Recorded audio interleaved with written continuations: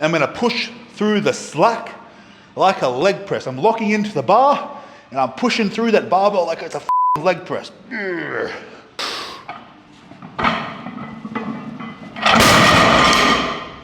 You know what I'm saying, baby? It's deadlift day, and today I'm going to be showing you some of the more advanced techniques that I used to achieve over a 900-pound deadlift. Now, what am I going to be teaching you? I did write it down because I tend to forget these things. Now, we're going to be talking about taking the slack out of the bar. Okay, now should you be taking the slack out of the bar? How do you take the slack out of the bar? Now, the answer may actually surprise you. It may actually surprise you. We're going to be talking about breathing and bracing with the deadlift, because this is a question I get often is, where do you take your breath? Some people take a breath standing up at the top and then they go down and they hold their breath, but some people bend down first and then take a breath. So we're going to talk about that as well. We also have, should you be deadlifting with a flat back? Again, we're going to go over that because the answer may surprise some people. Toes, toe position. We've gone over foot position before, but we've never really spoken about, should the toes be pointed forward? Should they be pointed out? We're going to go into that as well. And of course, we'll finish by talking about shin position. And I have touched on this before, but it's something I should talk about again because it did help a lot of people in the last video that watched it. So we'll go over it again. And although these are more advanced techniques, it doesn't mean you have to be advanced to do them, right? In my belief, if you apply these things to your training, it will help you become advanced, right? You want to replicate the best deadlifters in the world, okay? So we look at the strongest, most technical deadlifters in the world, and we have to think about how they've achieved what they achieved. And then you apply it to your own training, baby. That's how it works. That's what we do. Now, the plan today for me, I'm working up to a top single. I am 5 months post bicep reattachment, so still coming back from that. As I said, I've deadlifted over 900 pounds, 410 kilograms is my best. But today we're going to work up to a heavy single. Each warm-up set, we're going to discuss a different point that's going to help you stack plates on your deadlift. All right, that's what we're doing, baby. I'm going to start with 60 kilos. I'll do a quick warm-up set, and then we'll start on the next one. We'll start talking on the next one. Let's get this. Just regular deadlifts today. No pauses, no deficits. Let's go.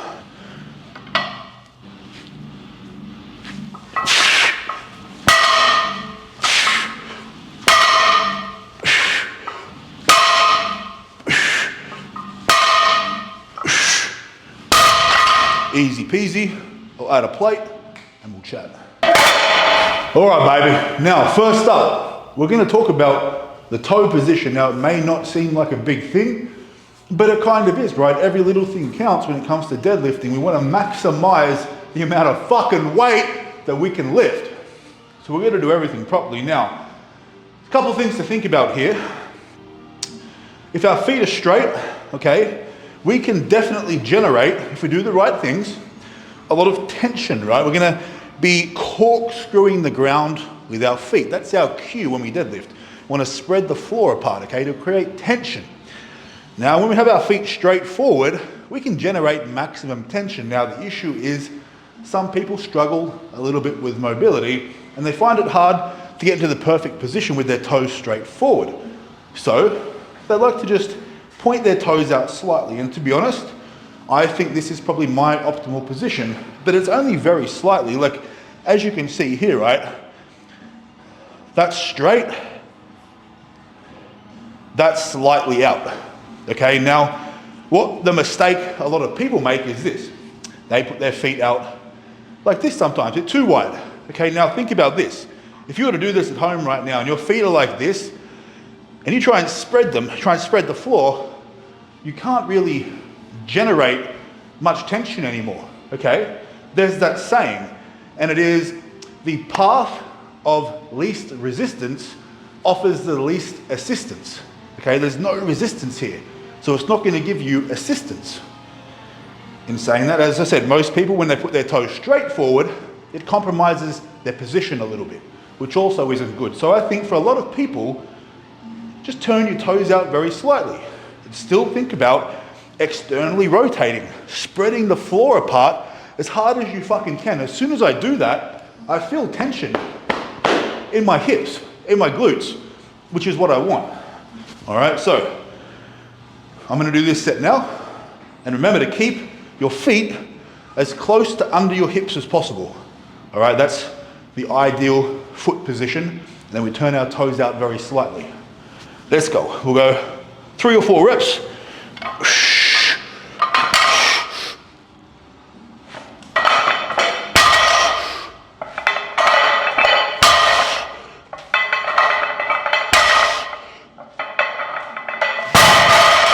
All right, so as I'm deadlifting, as I'm pushing off the ground, I'm actively spreading the floor apart, generating tension, keeping my hips and glutes engaged in the movement. Because if I don't have that, we go to push, knees cave in, right? And then it's all in the back and all in the quads. No hips. Moving on.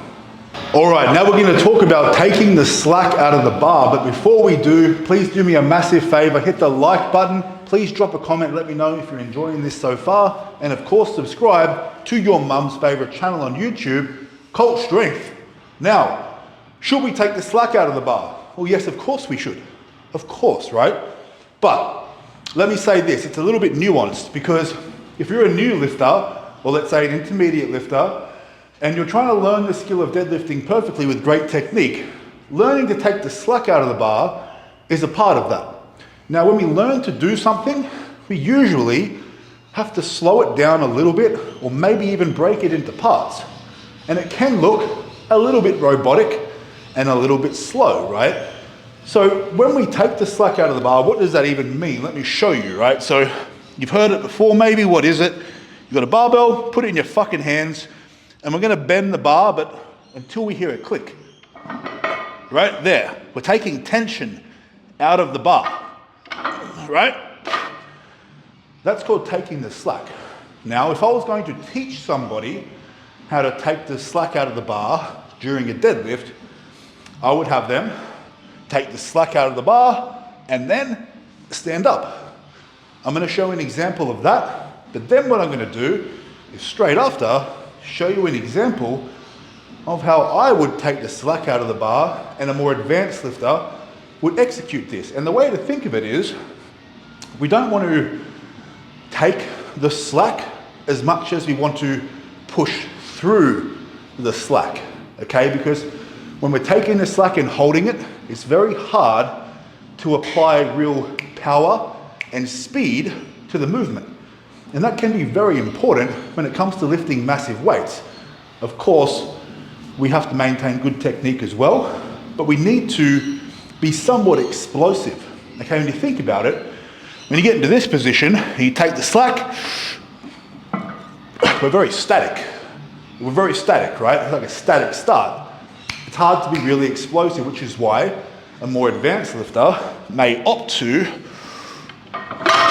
push through the slack a little bit differently. I'm going to show you what these two things look like, and you can decide for yourself, you know, what you want to do or what you need to do. But if you haven't done it before, I recommend that you slow it down like I do. I'll do 2 reps slow and 2 reps a little bit faster, okay? Just so you can see. So the first 2, holding the slack, a little more static. This is how I would recommend you learn to deadlift.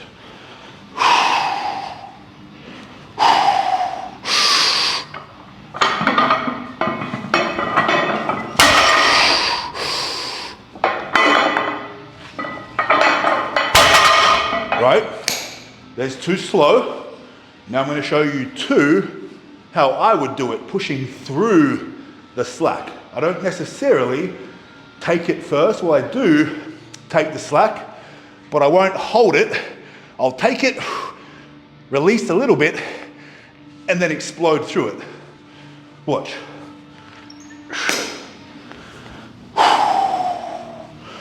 Let's go.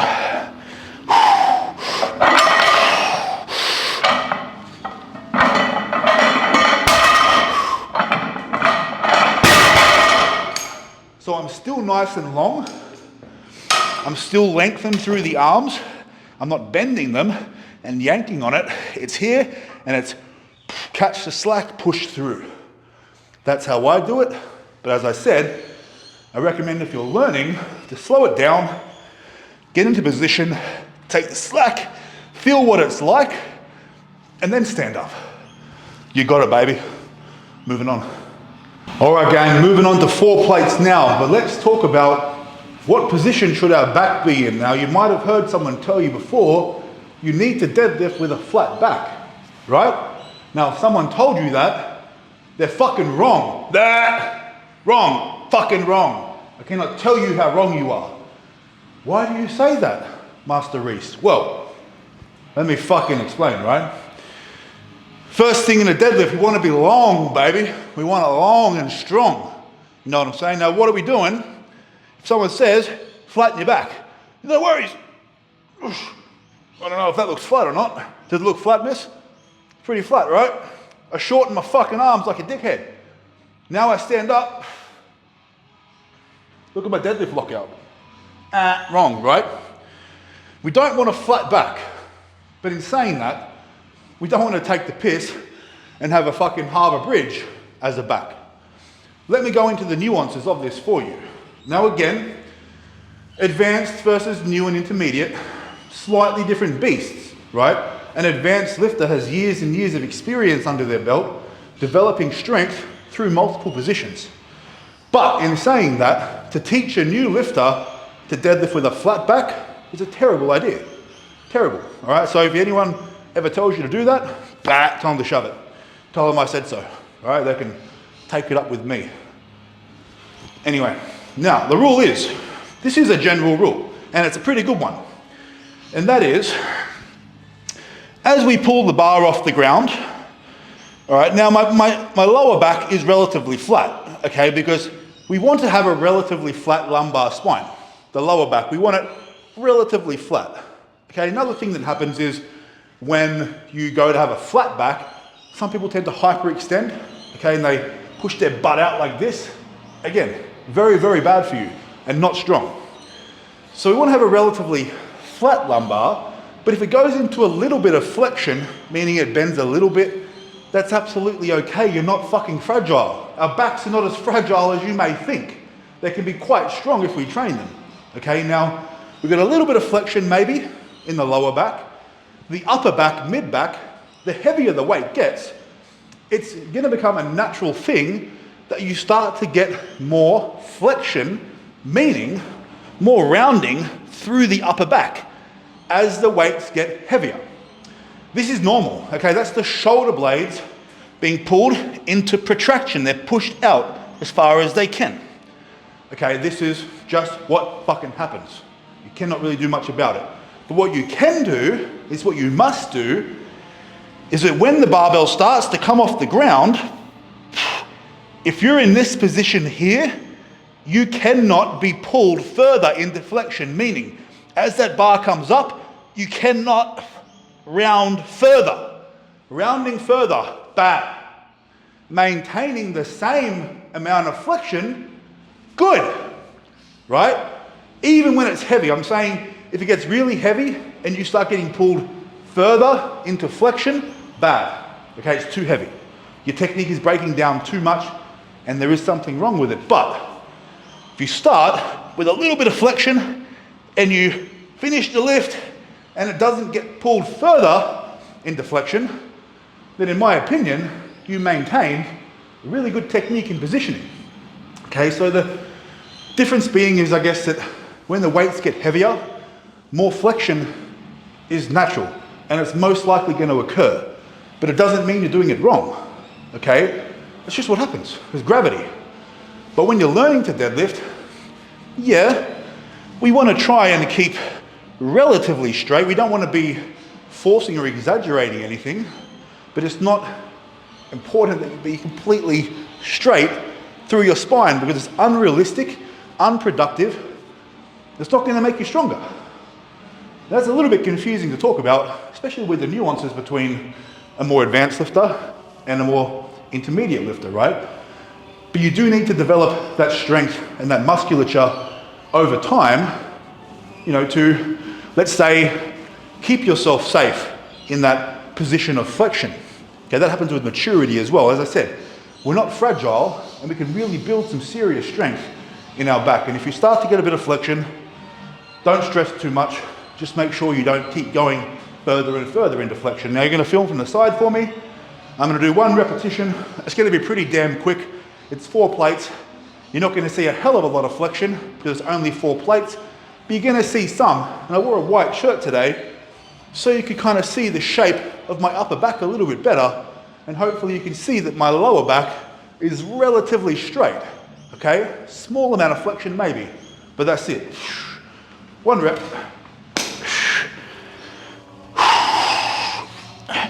Let's go, baby. Easy. Ooh.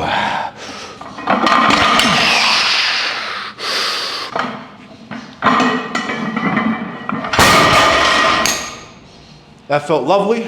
I'm going to add a plate and we'll talk about the next thing. Let's get it. All right, gang, 220 kilos on the bar, another warm up. Now let's talk about vertical shins or not. I've spoken about this before. Now, if you've been taught to deadlift with your shins completely vertical, what does that mean? It means that they're in a straight line upright. They're not traveling over the bar at all. Straight shins. Now, this is actually, horrifyingly, a very common cue. And it's completely wrong unless you're performing a stiff-legged deadlift or an RDL, which is more of a hip hinge pattern only, right? That's when it makes sense to have vertical shins because we're working on the posterior chain only, meaning not the quadriceps, meaning you're not using one of the biggest fucking movers of weight with the lift. So does that make sense? If you're trying to lift as much as you can with a deadlift, that you decide, I'm not gonna use my quads? That makes fuck all sense, doesn't it? So, I've spoken about this a lot. I'm not angry at you guys, I'm very passionate. You know this.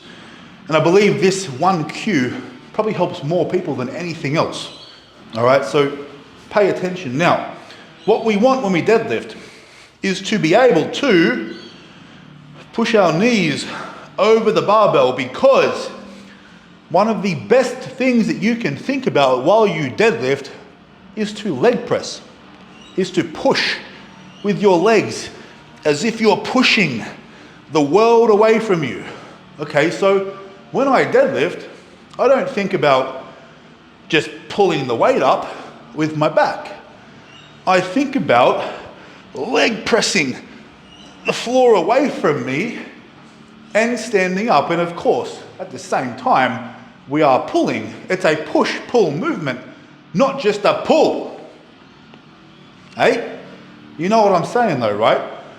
So we need to make sure that we allow room for our knees to travel over the bar, meaning when I set up, I stand with the bar over my midfoot so that when I push forward, I don't push the barbell away from me for one, right? If you stand too close to the bar, you've got to push your knees over the bar. Annoying and not a good start position. The barbell's fucking away from you now. We want it close, baby. We want it real close. So as you're going to see here, when I execute this lift with 5 plates, I am going to be locking into the barbell, getting really tight, getting my lats on, nice and long with my arms, toes slightly fucking out, right? I'm going to push through the slack like a leg press. I'm locking into the bar and I'm pushing through that barbell like it's a fucking leg press. Right? If I was doing it slow, ideally that's what it would look like. Let's hit this shit, baby. Ooh yeah.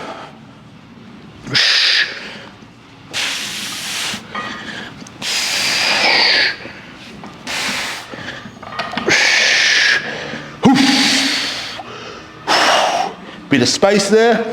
I think about the window as well, pushing your knees over the bar, just between your arms. Ooh.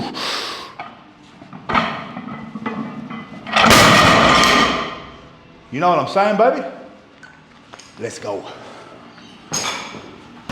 All right, baby, now I have 250 kilos on the bar. This is gonna be my final warm-up for today. The most I've deadlifted since my surgery is 260 kilos. That was my last session.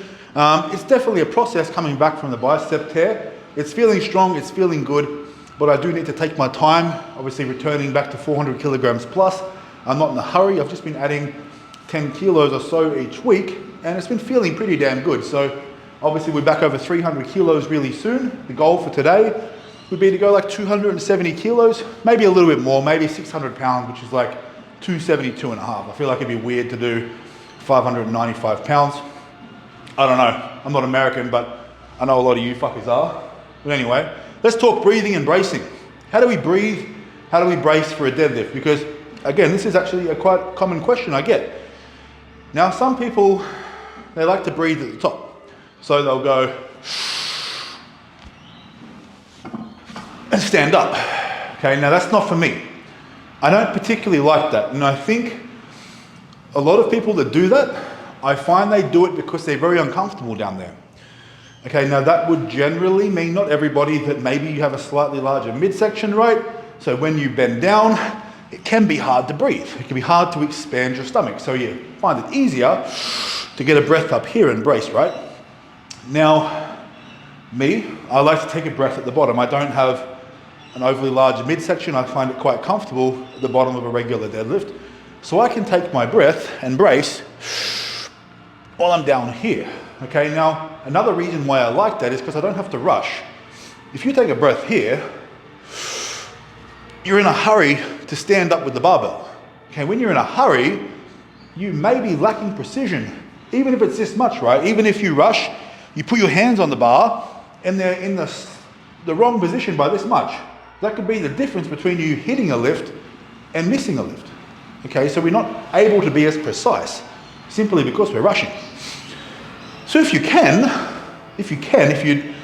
manage to bend down and take a breath while you're down here, that's the best way to do things. Okay, now, I don't think the bracing is anywhere near as technical on a deadlift as it would be on a squat. On a squat, yeah, we're thinking about expanding the diaphragm, pulling the bar into our back, pulling the rib cage down, drawing it to our pelvis. We don't really have to do that here so much. I like to think of it as simply just expanding through the midsection as much as possible. So not just pushing out here, but try and push out all the way around the belt, right? Expand intra-abdominal pressure. And for me, I find it really easy to do that when I'm bent over because I'm already like compressed against myself a little bit. So I feel more pressure and it feels really good. So that's what we're looking for, pressure all the way around. Now, belt position changes from person to person too. I like to wear my belt lower. Some people actually like to wear the belt really high. It really depends on your torso, the shape of your body, where your ribs sit in comparison to your pelvis. I have a nice big gap between my rib cage and my pelvis, so the belt sits in there quite comfortably again. So where you wear the belt as well will totally depend on how it's more comfortable for you. If you feel like this is really uncomfortable, you should try wearing it a little bit higher, a little bit looser of course, but a little bit higher if it feels uncomfortable. If you wear it high already and it feels like shit, well, shit man, push it down a little bit, you know what I'm saying? Anyway, last warm up, 250, we'll switch on, we'll hit this, and then we'll hit a top set. Let's go. Whew. Easy.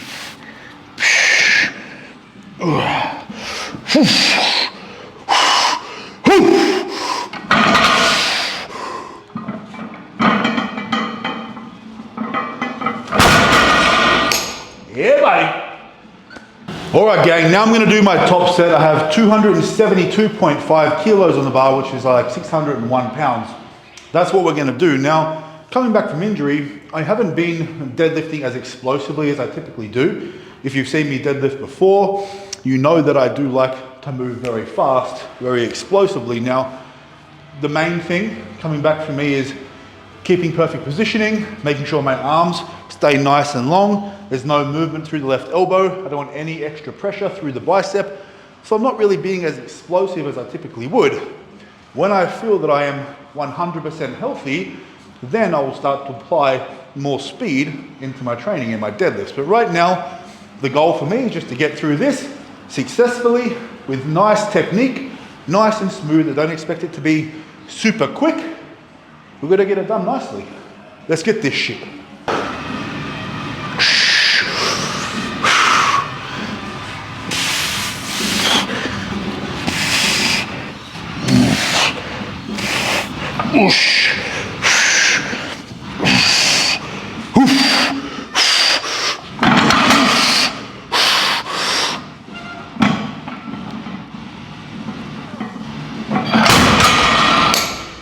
Let's go, baby. Let's get it.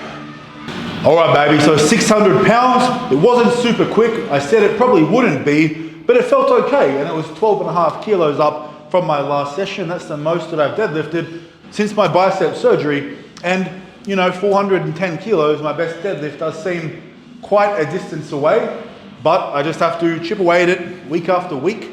And I'll be honest with you, it's fucking depressing sometimes, right? It's depressing coming out here, hitting a 600 pound deadlift, and it was pretty challenging when 6 months ago, I could pull 400 kilos. You know what I mean? But it is what it is. This is the situation, and we just gotta fucking get on with it. Now, I'm gonna do some high repetition deadlifts for my back down work, and I don't always, or even would often recommend you do high repetition deadlift work. However, I do believe that to get myself back to the numbers that I wanna be at, I do need to really build my work capacity with the deadlifts. So, I'm gonna do 2 or 3 sets at 8 to 10 repetitions with 4 plates. Again, it's not gonna be crazy challenging, but I really need to build that base. I need to build that volume up. I need to make myself stronger again. I need to make my back muscle stronger again. My erectors, my bicep, everything just needs more work. So that's what I'm gonna do now. I'll just film 1 set and I'll sign out, but I do hope you learned something today. I guarantee you that if you apply even 1 or 2 of those things to your fucking deadlift, you will be on your road to a new PR. Guaranteed, guaranteed. You know what I'm saying?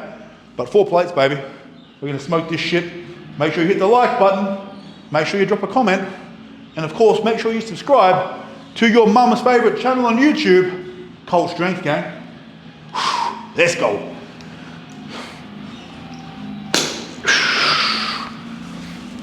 Oosh.